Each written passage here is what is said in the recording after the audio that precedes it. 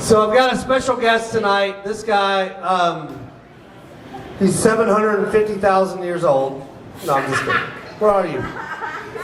Oh, you're sitting behind the speaker. No, this guy's one of the coolest guys in Knoxville. He was in my very, very first class 3 years ago. He's actually, and one thing I learned early on is every once in a while I'll get a guy in the class that has his own nickname. He calls himself Cool Breeze. You may have seen him around town. This guy is still doing stand-up to this day.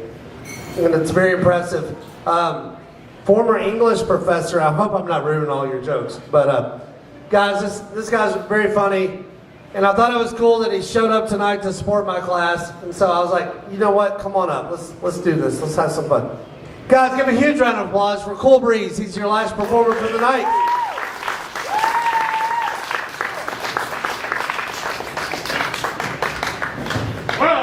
Young feller. It's always good to make the young folks crack up. I'm not 750,000 years old. I'm only 650,000 years old. Let me use this microphone. That seems like that might be helpful. All right. I got my PPE here. I got my mask on. Fit? Yeah. So I won't breathe. I will not breathe for the next 15 minutes. I'll ask you to do the same. I have my sterilizer here. Yes, remember when our dear leader urged us to drink bleach? I looked him right in the eye and said, way ahead of you, dear leader. I forgot my poking stick, so don't get too close. I'll sit down my sterilizer. Right here by the chrysanthemums. I like this charming holiday display here. What is this? A big orange squash? I've never seen one of these before. Can I have this, Alex? Do you mind? Come on. I'll take it home with me. I don't have a girlfriend right now. That's okay. Let me take this goddamn mask off. I will be using selected curse words. I will be saying, God damn it, shit, asshole, and fuck. But I will not sully this esteemed stage with any sex acts. Except for that big orange squash. I don't know. So what's happened here with this over-commercialization of Halloween? Aren't you sick of it? Every time you turn on the TV, there's some dumbass commercial, a haunted house, a witch, candy corn, things of that sort. You know, I grew up way back in the late 1700s, and I went to school with Count Dracula. Guy really stole my heart, Count Dracula. That's a joke, you know, heart. Yeah, well, I'll stake my career on it. Anyway, so here we have Halloween, you know, and you got these dancing witches and stuff like this. You know, I'm sick of it. But it's the holiday season, you know, so let's try to keep a positive outlook. After Halloween, and we fucked all the big orange squash and all that kind of thing, and eating our candy corn. I bought a bag of candy corn today, quite frankly, and I took it home and I just looked at it. What are you supposed to do with it? I tried to put it in my big orange squash, but never mind. Okay, well, as Alex said, I think his name is Alex. Is that right, Alex? Alex, where's Alex? Oh, you left again, damn it. Alex, where are you? Right here. All right, there you are. I can't see. I'm blind as a bat, speaking of Halloween. Anyway, back to Thanksgiving. I used to be a professor, and I learned lots of things about the history of America. I know when I was a kid, we put on these lame-ass plays about, you know, Pocahontas and Captain John Smith and all that, and the Indians come around and they serve turkey. I recently learned that they did not have turkey at the first Thanksgiving dinner. Did you know that? Oh. It's true. You can trust me on this. I'm a doctor. No! Guess what they had at the first Thanksgiving dinner? Squash. Big orange squash. Yeah, exactly. stuffed with candy corn. Well, you know, when you get lonely enough, what the hell? So anyway, no, they had fish and turnips. Well, you can see why they changed the tradition over the years. Prithee ye, Captain John Smith, wouldst thou pass the haddock? Boring. Okay. Would thou like us some rutabagas? No, I have a big orange squash. Never mind. Okay. Well, we'll skip Christmas. There are only 2 shopping months to Christmas. How many of you have done your Christmas shopping? Raise your hands if you've done your Christmas shopping. No one? What the hell is wrong with you people? You need to support the economy. It's your fault if you have depression and I'm back on the street as a hobo. I never liked being a hobo. Granted, we get to, you know, make an occasional trip to Big Rock Candy Mountain and brew a big pot of stew, but on the whole it was just kind of a drag. And, anyway, I'll skip Christmas and let's talk about football.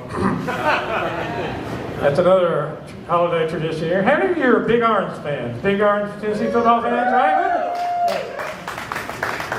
What the hell's wrong with you? We just got our ass kicked by Kentucky. Alabama came in and kicked us around like a big orange squash all day long. Why are you rooting for these losers? Okay. Well, anyhow, that's your prerogative.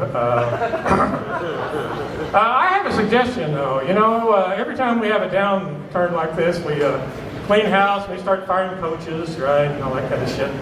Maybe the athletic director. Well, what good is that? You know, enough for half measures. I think things are desperate. We need to really clean house. I'm talking about firing the ushers, the janitors, the professors, the students. You know, you ever thought about that? Maybe if the students studied a little harder, we would have got kicked like a big orange squash last Sunday, right? Give it a shot. You know, lay off the entire history department. If they'd taught the players a little more history, maybe they would have been better in the cover 2 defense. Who knows? If you're looking for logic, you won't find it here. Okay, but anyway, here's my extreme makeover, UT edition. First of all, we need a new nickname. What's our current nickname? Voles. That's a alpine rodent, I believe. Voles? What the hell? There aren't any voles around here. Vol, is that short for something else? What is that short for? Volunteer. Oh, yeah, high intimidating. You know, they're volunteers. What are you? We're the Fighting Bengal Tigers. We got Mike here in a cage. He'll eat you. Volunteers, huh? Sounds like something for the Peace Corps. Hi, we're volunteers. We're here to teach you to grow better potatoes. Now, I've done a little research into the matter. I'm a scholarly sort. I have a PhD in English. So I looked into this thing, and nicknames should do 2 things at least. They should be intimidating and appropriate. Okay, voles, volunteers, not intimidating. Appropriate, appropriate, well, I guess we volunteer a lot. One time last month, I pulled in to pilot and someone volunteered to get the hell out of my way. So, I guess that counts. Well, anyway, I think we needed a makeover. What else would work? What's intimidating? Well, tigers, bulldogs, gators, that's all been taken. What else?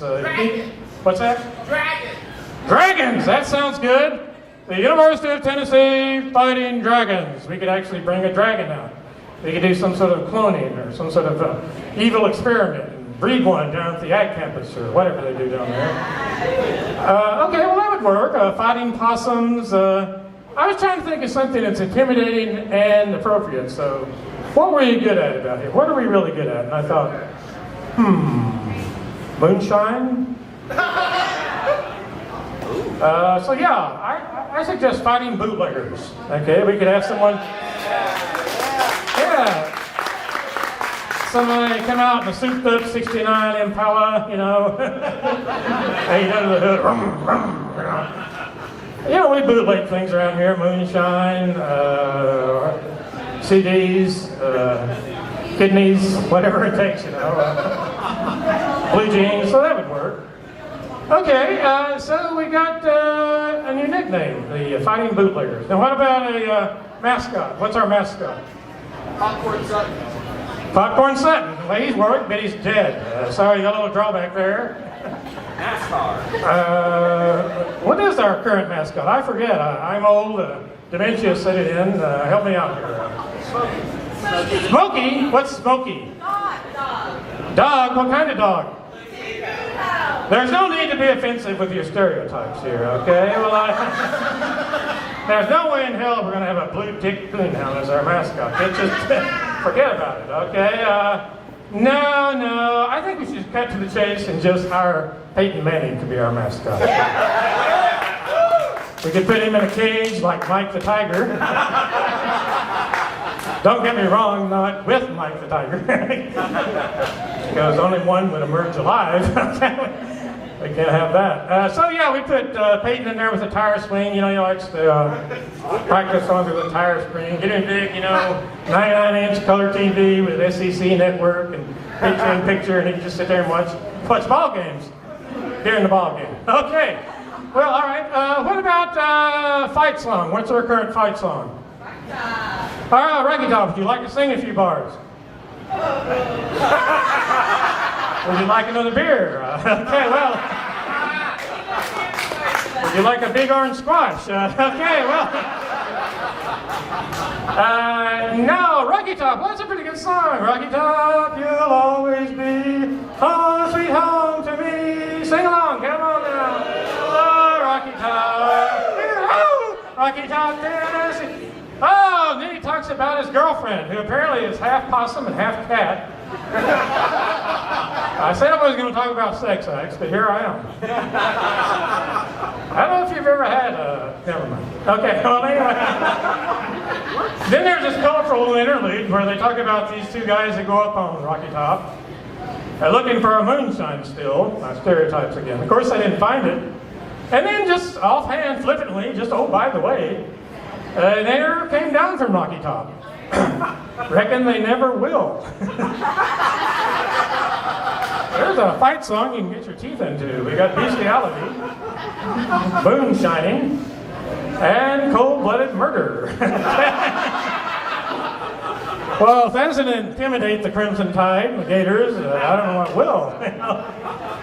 Well, if that doesn't scare the shit out of them, here's one final touch, the marching band.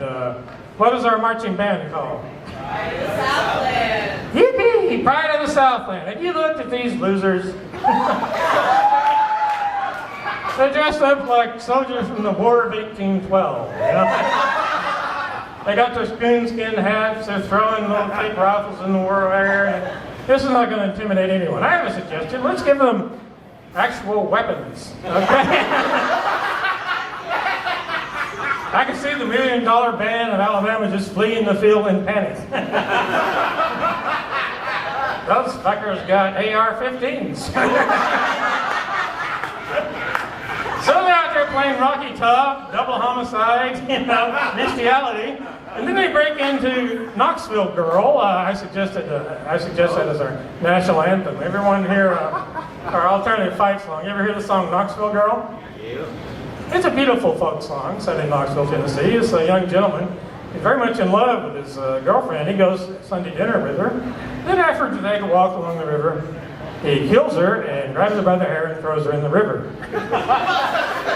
Now again, I'm taking no chances. We're going against the Alabama Crimson Tide. They'll be LSU fighting cinnamon rolls or whatever they are. Okay, so this will scare the shit out of the opposition. You know, I can imagine at halftime after the UT Shame of the Southland, or Scourge of the Southland, let's call them, marching up and down the field, playing Knoxville Girl, you know, shooting in the air with the AR-15s. You know, the team scouring on the bench, the quarterback saying, "Fuck man, let's get out of here." These dudes is crazy. So, there you are. We're going 12-0, and we're going to win the national championship. And you can all thank me. We'll breathe. Thank you.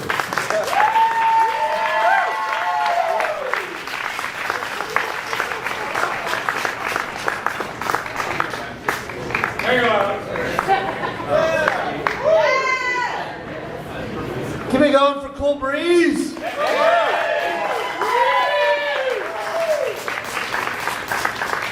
fun to watch that like 3 years later. Still telling the same damn jokes. All right.